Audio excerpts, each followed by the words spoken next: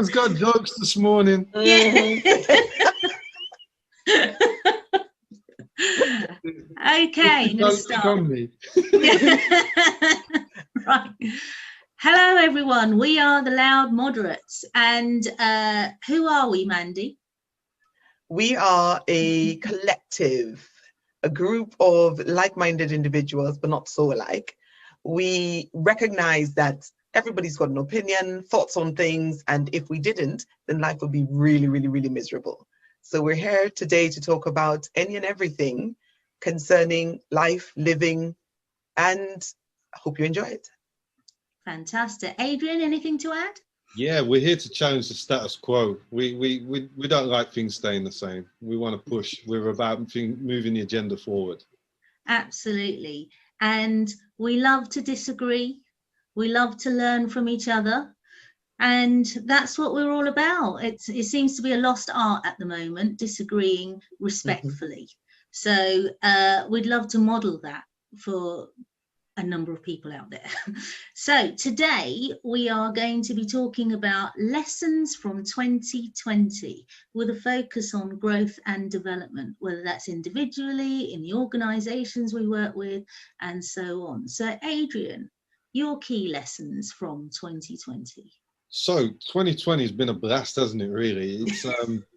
It's been a strange one. You know, if you'd have said to me 10 months ago what was going to happen this year, I would have laughed in your face. But on a personal note, and I think all three of us, we owe 2020 a massive thank you, because without the pandemic, we wouldn't be sat here now. We wouldn't have come into each other's circles and met and become such good friends and advocates for one another. Yeah, I had to choose carefully there.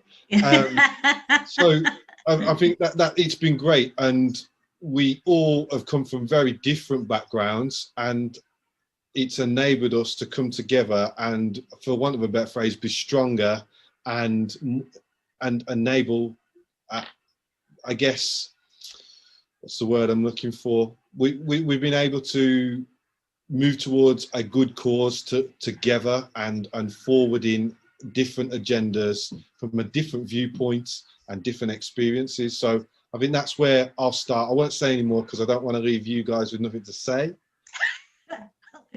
Yeah, that's never going to happen. Mandy. Like that's even possible, Adrian. Key lessons from 2020. We are stronger than we think. We are more versatile and, shall I say, resilient than we think. I think 2020 has just been a year that has thrown almost everything at us, and it could have always been worse. I can think of a few ways it could have been worse. But I think the key thing for me is that the growth and development that I've seen from lots of persons and organizations, the ability to adapt will be the key things that I take from 2020. On a personal level, in terms of health, and you know, doing the couch to 5K, yay, I did that. You know, the thought of not being able to go into the gym, I wasn't able to go swim, all the things that I used to do, so we just had to find other ways. And long walks in the marshes have been, you know, really good for me health-wise, and seeing nature at its best, and the way things have just gone from strength to strength without the interference of us humans has been quite revealing. And also in terms of connecting, I remember back in June when the Diverse Ed had their conference, we met virtually, and listening to each other, we recognized that there's something sparking that we could connect with. And like you said, Adrian, we wouldn't have been able to have done that if the pandemic didn't occur in the way that it did. I mean, and we possibly could have met down the line, but I think circumstances were so contrived that it bore the opportunity for us to do this. So yeah, lots of growth for me personally. And I think from across the world, yes, it's been bad, but I think we've learned to be more resilient. Yeah, I'd agree with that. On a personal level, I'm a planner. So I tend to plan about 2 years in advance. And we haven't been able to plan 2 weeks in advance, let alone 2 days. So it's made me more spontaneous, which isn't natural for me. And I've had to adapt because all my, in terms of my business, all my courses were face-to-face, running coaching courses face-to-face and one-to-one coaching.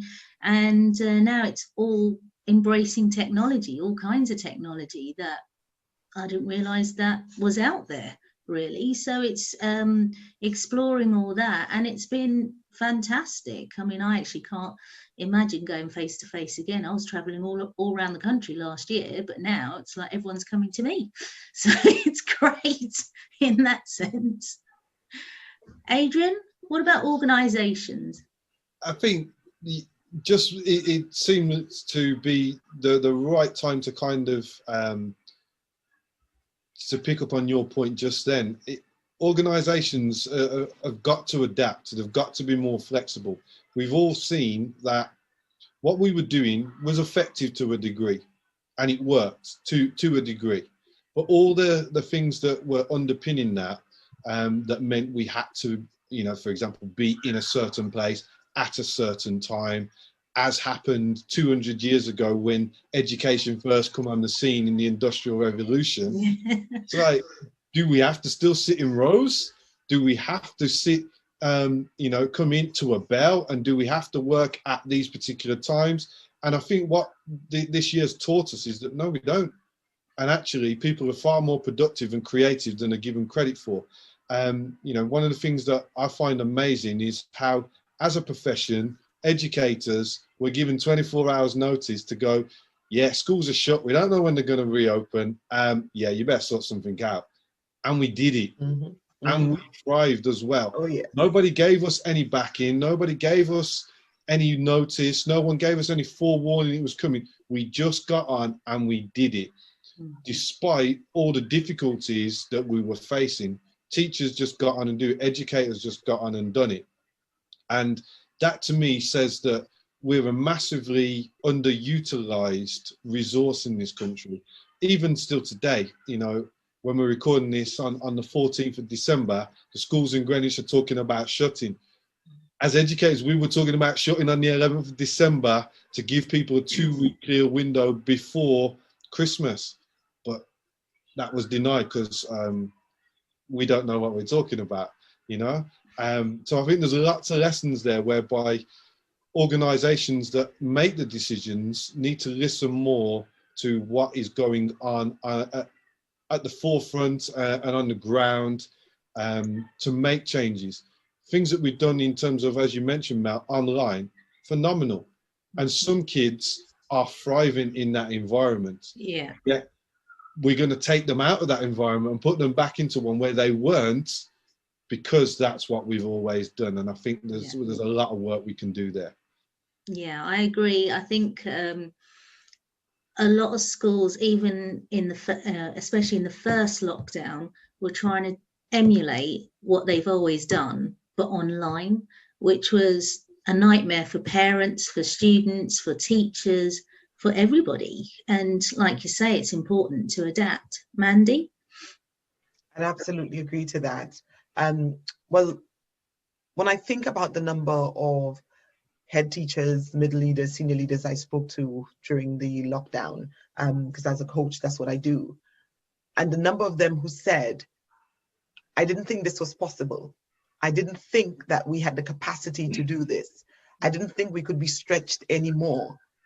It's just amazing how the learning has happened so rapidly, how the resources, a lot of them already had to be sort of repurposed to suit the needs of the children.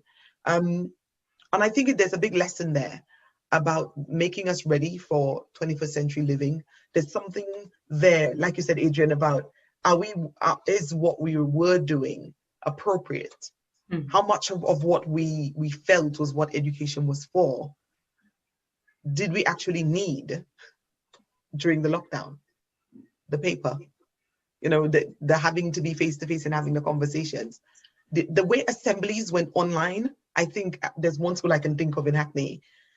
When they sent me the link to their assembly, I was bowled over because it was the same sorts of things. Children were just typing their responses underneath.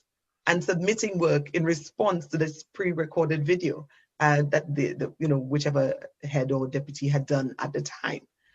And the question is, why have we done it before? I think for me, that was, the question that just came out of all of the coaching sessions. Why hadn't it been done before? Because I can think of a lot of persons who wanted to go part-time, wanted to do things, who were told, well, that's not how it's done. You can't do your PPA at home. How could you? You need to be in school. And the question is, well, what's the planning and preparation for? Is it for the walls? Why do you need to be in a building in order to get something done? The number of persons who said, well, staff, you have to be here for this staff meeting. Well, how many staff meetings happened face-to-face in the last 6 months? And are you saying that the learning was less potent, was less valid because it happened away from, each other? So yeah, there are lots of lessons here that I can see that we can take moving forward. But the other thing that brings to mind is, are we then taking advantage of the goodwill of persons because they're now working from the time they get up to the time they go to bed because everything is virtual? I think that's the other thing that's flagged up a bit for me, is that in some ways, distance may have provided an opportunity for some, but also it's blurred the lines between home and work and flagged up another area that we need to really think carefully about. Yeah, I'd agree with that. And it just took me back to a debate that I used to have when I was a head about emails and some people's work patterns. Some people would work, they would work in the day, they would finish at say 3:30 when the kids finish, and they would go home by say 4 o'clock. They would deal with their young family, and then once their family were in bed, they would be back on the emails and they'd be working. Whereas other people would be working straight through to say 6 o'clock, and then they would shut down at 6 o'clock till the next day. So there's a delicate balance about people's work-life balance, for want of a better phrase, and how people's best ways of working are, and that flexibility.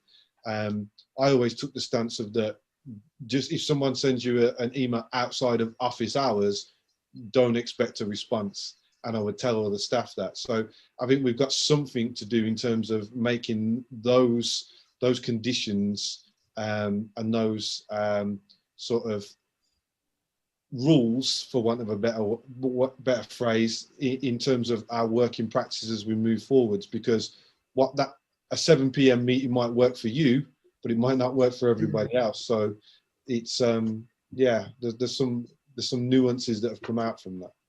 Yeah, I mean, speaking of emails, like you say, different people work in different ways. I remember when I was working full-time as a senior leader, Friday after school was the time that I actually had to think. And so I'd write a lot of emails, but I'd schedule them to come out Monday morning so that so nobody would have to read them over the weekend. Okay, so if we're looking at key lessons learned for organisations, what about you, Adrian? What's your key lesson learned this year? Ooh, my key lesson learned. There's been so many, to be fair. I think my key lesson is about don't underestimate yourself. Don't underestimate the power of what you can do and what you can control. I think if I look back 6 months, and the last 6 months of what I've managed to achieve on a personal level, on a professional level, it's been immense. And if you'd have, like I said at the start, if you'd have said that to me 10 months ago, I would have laughed in your face. Mm-hmm. But it's immeasurable, to look back now and say in the last months, I've now become a trustee on a national organisation. What, me? I wouldn't have believed you, So I think you can believe, but also you don't know how well or how powerful you can be until you just follow it through to the nth degree. I've always believed I can do anything I want to do, but the last 6 months have shown me that is absolutely categorically true. Fantastic, Adrian. I feel like punching the air. What about you, Mandy? Oh, thanks, Mal. That was brilliant, Adrian. Absolutely brilliant. I would echo that learning as well for myself in terms of being stronger than I give myself credit for. For a long time, I just did. I just did what I needed to do, not giving it any thought or real in-depth reflection on as to why I worked the way I worked and why I pushed to get things done. And I think 2020 has shown that resilience is that my resilience is something that I don't give myself enough credit for. I've learned that resilience comes in all shapes and sizes, and 2020 has really shown me what that resilience can produce. So I think for 2020, I have given myself permission to grow and flow a lot more. That's been a real key learning for me, knowing that there are no barriers to what I'd like to accomplish. And there was also an opportunity to sort of, probably going to do a PhD looking at development and moving on from my master's in that. But then I discovered resilience leaders element through a conversation with Hannah Wilson. And I haven't looked back. It's just really empowered me to think about life and storytelling and how we can support others in terms of understanding what they're going through, and giving life to our dreams and our aims in a really tangible way. And it occurred to me that having a doctorate, that sort of pinnacle of accomplishments, educationally, academically, isn't what I wanted. I wanted something grounded in reality and steeped in a practical understanding of who I am and what I do. So for me, 2020 has been a year of building on my learning of the past 20 years of being in education. I know, can't tell that I've been teaching for 20 years. I thought it was at least 30. What? You're older than 21, Mandy. What? Oh, you charm, Adrian. You know what I'm saying? Yes, it's been great. It's been great meeting such a wide range of people. I think that's my other growth point for 2020, really stepping out of my comfort zone and meeting some fantastic people. I mean, apart from the two of you, Mal and Adrian, and it's been wonderful learning about what you do and where you're from and how you've gotten to the place that you've been. But, persons like Audrey Pentalis, I'm going to give a name check there, and James and Kate from Heads Up. It's been fantastic. And I'm also on that advisory board with Adrian. I think, yeah, we can be so much more than we think we can. And that sort of resilience and empowerment. I think that's my personal journey for this year. Thanks for that, Mandy. Listening to you sparked me with two ideas for further conversations. So, yeah, one on resilience and one around skills versus academia. Interesting. That'd be good ones to come back to, because there's a real something around the skills versus academia. Thinking about the current, and I'm trying to remember the name of it, the apprenticeship versus university type routes for younger persons. So yes, absolutely good places to look in terms of thinking about our next topics. Yeah, fantastic. So stay tuned, folks. Yeah. What about you, Mal? What's your learning? My key learning. God, it's been, as you know, it's been an interesting year for me. I don't know where to start really, because overall it feels like it's been a really good year, because in terms of my family, my youngest was starting school in September, but because of lockdown, I was able to spend more time with him. So that was a godsend, really. That was just amazing, being able to spend the time with the children. In terms of my business, going really well, and teachers seem to like online stuff now. They've got used to it, so I'm really enjoying that. And then due to Angela Brown, I started writing and reflecting. So it's been a real year for reflection, and I found my love for writing again, because I used to write an awful lot in my 20s, and I probably stopped around the time I had children, because who's got time to write anything except a shopping list? But so I really got my love for writing back again. So it's been Blog City this year. And so I've been enjoying that.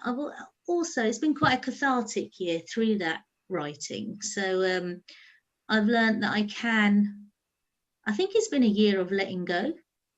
So letting go of control, because there is no control over a global pandemic, no control over certain things. Yes, you can adapt, but there's certain things you just have to let go of. And with my father passing, I was able to let go a lot quicker because of all the writing I'd done. And I think that was incredibly cathartic for me, because I'd actually written a piece about my father a week before he died. And that really helped a hell of a lot, actually. And I will say that what both Adrian and Mandy have said about connections, this year has been an incredible year for connections, in terms of old connections that have been even more strengthened. Even though we're not face to face, we've managed to connect in some kind of way. And new connections like you both. You know, it's been fantastic having you both in my life. So. Thank you very much. And I'm just going to say, if you haven't already, viewers, check out Mel's blogs and writing via social media handles, because there's some phenomenal pieces in there. Thanks. Absolutely. Adrian. Thank you. And thank you for sharing all of that with us. It's been great seeing things from somebody else's perspective. And writing is a really powerful tool for letting go. Yeah.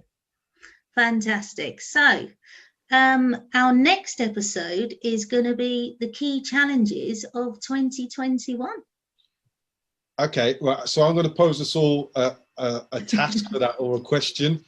You've got to think of your word that is going to summarize what you are going to do or be in 2021. Yeah, one word, 2021. One word. I usually have one word every year. I do. Yeah. Only one, Adrian. Mandy. Just one. Just one. One. Not an encyclopedia. Okay, I'll do my best. To find one word to think about 2021. What we want to be in 2021. And that's a challenge for all our viewers as well, and listeners. Okay. All right. So this is the Loud Moderates. There. Who are we? We are the Loud Moderates, and we're signing off now. Bye. Bye. Bye. Bye.